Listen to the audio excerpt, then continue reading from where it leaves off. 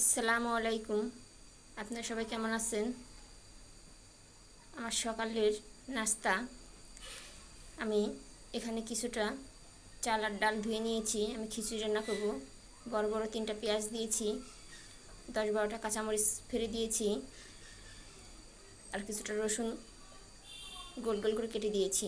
এখানে আমি স্বাদ মতো লবণ নিয়েছি, 1 চামচ হলুদ গুঁড়ো নিয়েছি, 1 চামচ ধনিয়া গুঁড়ো নিয়েছি, আধা চামচ জিরা গুঁড়ো নিয়েছি, 1 টেবিল চামচ আদা রসুন বাটা নিয়েছি, 2টা দারুচিনি দিয়েছি, বড় একটা তেজপাতা দিয়েছি, আর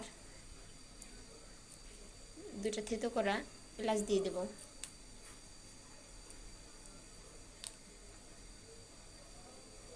আমি এখন পরিমাণ মতো তেল যেটা মাখিয়ে নিব।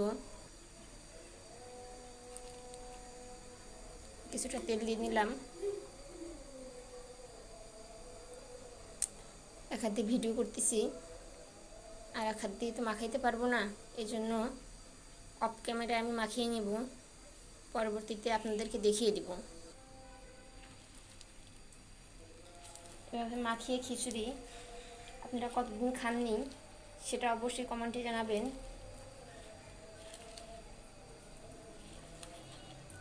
এটা অনেকক্ষণ ধরে মাখাবো আমি। এই রেসিপিটাও আমি আমার নানির কাছ থেকে শিখেছি।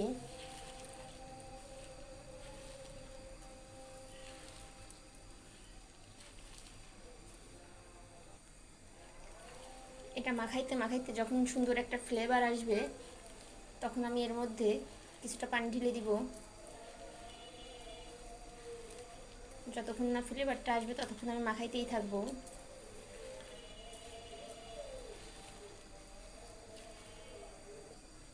আমার মাখানো শেষ। এই পর্যায়ে আমি পানি দিয়ে দিব। আমি প্যানটা চুলায় বসিয়ে দিয়েছি। এটা বলক আসা অবধি অপেক্ষা করব। আজকে সকালের নাস্তায় থাকবে মাসকলাই ডাল দিয়ে খিচুড়ি, বেগুন ভর্তা আর ডিম ভাজি। আমার খিচুড়িটা বলক এসে গেছে। এটা এখন চুলার আঁচটা কমানো আছে, এটা আস্তে আস্তে ফুটে আসবে। অপেক্ষা করব ফুটে আসা অবধি। দেখুন আমার খিচুড়িটা হয়ে গেছে। আমি খিচুড়ির উপরে বেগুন ভর্তাটা দিয়ে নিয়েছি কাঁচামরিচ দিয়ে। আমার বেগুনটাও সিদ্ধ হয়ে গেছে।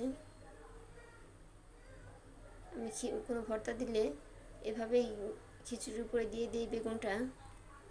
আমি এখন এগুলো তুলে নিব। আমি বেগুনগুলো তুলে নিয়েছি। এখন আমি খিচুড়িটা একটু নাড়াচাড়া দিয়ে দেব। এই দেখুন আমার খিচুড়িটা কি সুন্দর ঝরঝরা হয়েছে। আমি এখন খিচুড়িটা নামিয়ে নিব।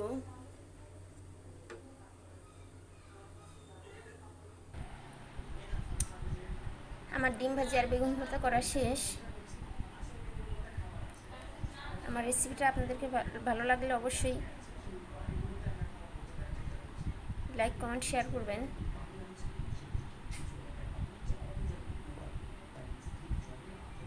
এবং সাবস্ক্রাইব করে দেবেন।